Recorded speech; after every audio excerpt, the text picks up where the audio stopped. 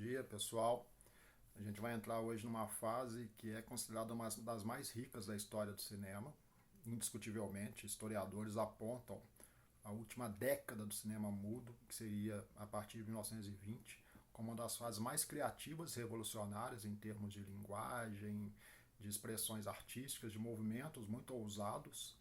E aí a gente pode incluir a vanguarda russa, que não é essencialmente um movimento, mas é uma fase ali do cinema onde se construiu novas perspectivas de estruturas narrativas e principalmente de montagem, grandes pesquisas sobre a montagem, o expressionismo alemão, tá, na Alemanha, o impressionismo francês, o surrealismo, a ascensão do cinema clássico americano como narrativa, como indústria, mas principalmente como grandes filmes de expressões artísticas, e tudo isso culmina com a invenção do cinema sonoro, no final da década de 20, que também é uma grande revolução, ou seja, é uma década muito rica e que merece estudos e mais estudos e voltar a essa década, porque muito do que se construiu ali, do que se pensou, do que se pesquisou, do que se experimentou nesse momento é fundamental para consolidar o cinema como uma grande expressão artística, como a famosa sétima arte. Hoje a gente vai falar um pouquinho da vanguarda russa, tá? Esse movimento que começou ali a partir da década de 20, mas não é possível entender a vanguarda russa sem contextualizar historicamente. Vou sempre dizer isso. Contextualizar historicamente a análise de filmes, de épocas do cinema é fundamental para entender não só a construção do que se fez nesse momento, mas também para entender a força nesse momento de um tipo de cinema. A vanguarda russa, obviamente, está diretamente relacionada à Revolução Russa de 1917. Logo ali no final da Primeira Guerra Mundial, a Rússia teve o movimento da Revolução, o Lenin assumiu o poder nesse momento, e aí um grupo de jovens ligados a movimentos culturais diversos, de artes plásticas, de teatro, de literatura, de design, eles, a partir de 1920, eles se uniram em prol de pensar novas formas de cinema. E a gente já está falando também, tá, gente, de um movimento que muda um pouco o processo do cinema. Até aqui a gente falou dos pioneiros, a gente falou de pessoas muito intuitivas, pessoas que pegavam as câmeras, iam para as ruas, iam para os estúdios e filmavam, né? Eu até citei que em algum momento você teria alguns operários da indústria, né, como Porter, que eles eram trabalhadores do cinema. Eles experimentaram, fizeram, ousaram e construíram grande parte da narrativa cinematográfica até esse momento. Tanto é que o Griffith vai ser fundamental para esses pensadores teóricos jovens que aparecem na vanguarda russa para pensar uma nova estratégia narrativa. Tá? Então a gente já está falando de pessoas cinéfilos, pessoas que começaram a entender que o cinema era uma força muito grande, começaram a pesquisar cinema, começaram a assistir muitos filmes e daí sentiram uma necessidade de também fazerem seus próprios filmes. Como eles vêm de uma relação diferente ali na Rússia, na União Soviética, do final da década de 1910, entrando em 1920, com uma necessidade de difundir as ideias revolucionárias dos bolchevistas, eles vão usar muito do que eles aprenderam aplicando ao cinema para tentar, de uma forma ou de outra, levar alguma coisa para a população. Por isso também a gente está falando de movimento ideológico. O cinema se constitui a partir daí como uma grande força ideológica de várias correntes. A gente não pode esquecer que isso já existia. Tá? O próprio Griffith, a gente conversou sobre isso, ele colocou ideologias terríveis no filme dele, como racismo. Enfim, o cinema como ideologia sempre existiu. Mas ali na vanguarda russa, isso vai ser mais forte, que vai ser uma proposta de levar para a população russa num primeiro momento e depois tentar expandir essa ideia socialista para o resto do mundo usando o cinema, como Lenin disse. de todas as artes, o cinema é que mais interessa para a gente nesse momento. Por quê? Porque ele está dizendo da força do cinema. Já era uma potência e ele entende que nesse momento, para atingir grandes massas, um grande contingente de pessoas, o cinema seria a melhor expressão para difundir as ideias da Revolução Bolchevista. Tá? Então, quem são esses teóricos e cineastas? Muito jovens, né? Eisenstein, o grande líder de todos eles, o Kuleshov, que montou a primeira escola de cinema do mundo em Moscou, tá? E ali em torno deles reuniu esse famoso grupo de estudos, e o Pudovkin. Tá? São três grandes nomes associados a outros que montaram um grupo de estudos dentro da escola de Moscou e a partir daí começaram a aplicar suas ideias ideológicas. Tá?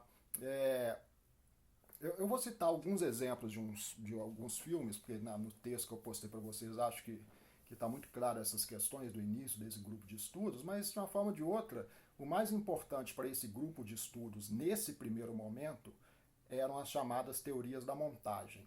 Tá? Eles já tinham visto filmes do Griffith, principalmente, onde se exercitou grande parte da montagem, tanto que o Eisenstein vai dizer que o Griffith é o grande responsável pela chamada montagem acelerada. Tá?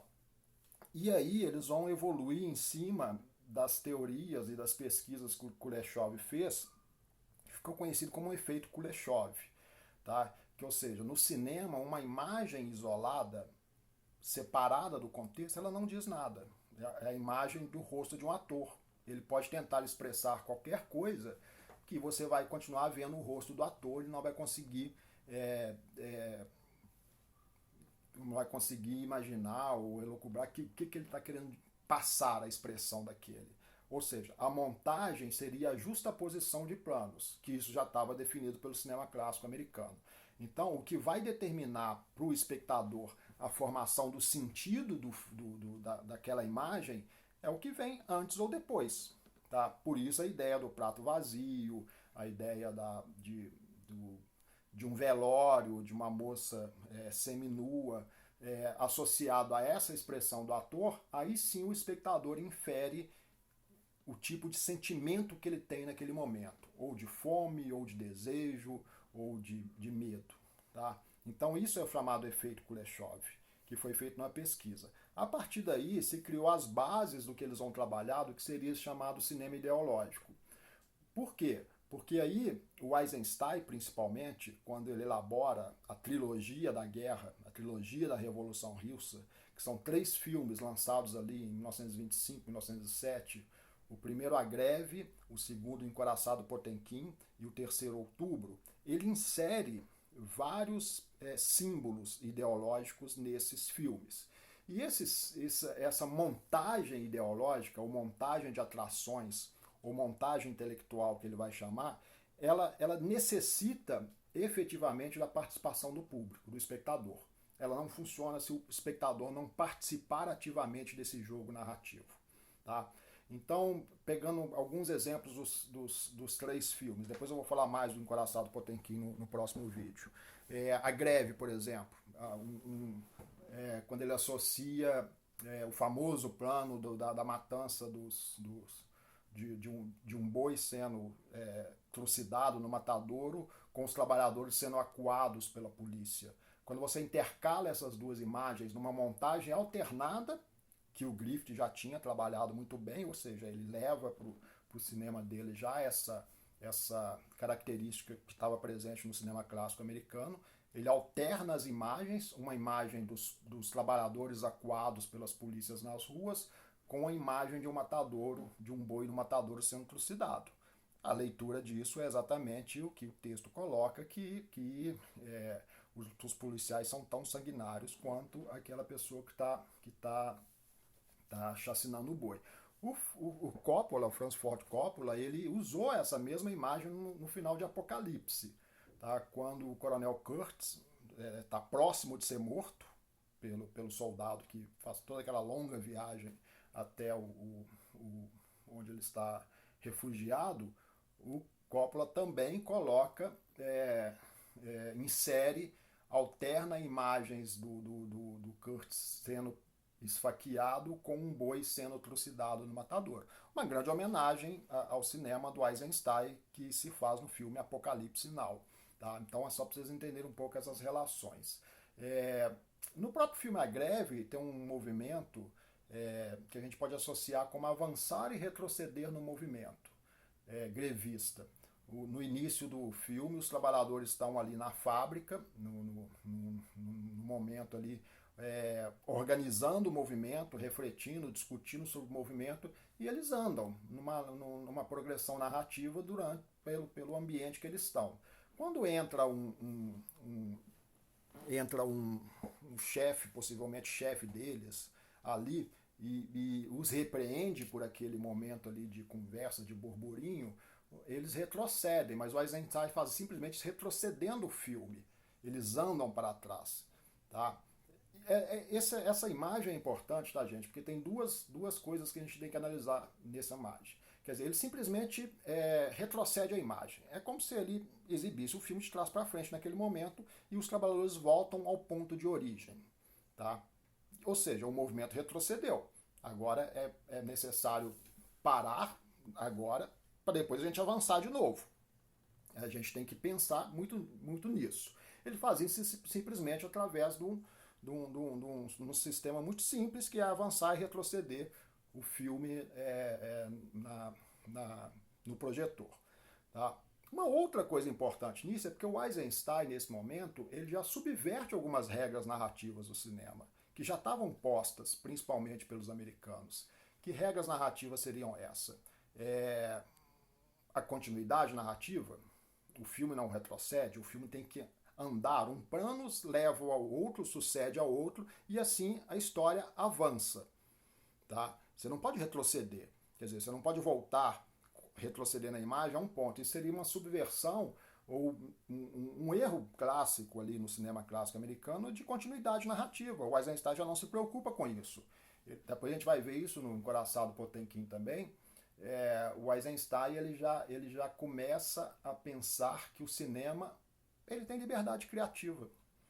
Ele é a expressão do autor. Então, ele pode usar dos recursos técnicos, dos recursos narrativos, dos recursos conceituais, para tanto passar uma expressão ideológica dele. Vamos sempre frisar, tá, gente? Esse grupo de estudos era um grupo que estava ligado às ideias revolucionárias, então eles claramente estão fazendo cinema ideológico em favor da Revolução Russa.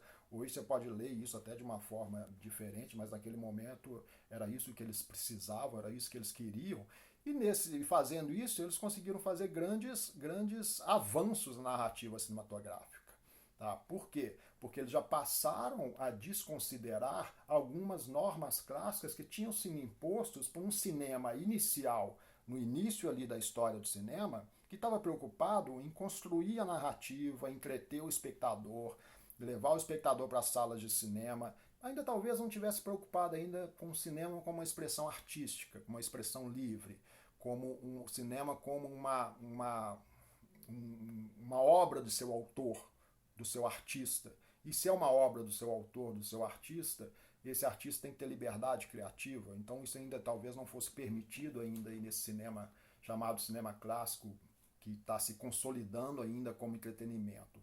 Então esse grupo de estudos, através de várias experimentações, eles vão gradativamente trazendo para o cinema essa chamada primeira onda revolucionária, tá? Que seria transformar o cinema efetivamente numa expressão artística livre de amarras, ou seja, você não precisa respeitar amarras, normas gramaticais ou normas impostas pelo cinema, você pode ser livre em função de usar a técnica cinematográfica para expressar o seu desejo artístico naquele momento. Tá? Volto daqui a pouco no próximo vídeo, a gente vai continuar falando do cinema ideológico e falar um pouco mais também do Encoraçado Potemkin e um pouco também do Outubro. Ok? Até!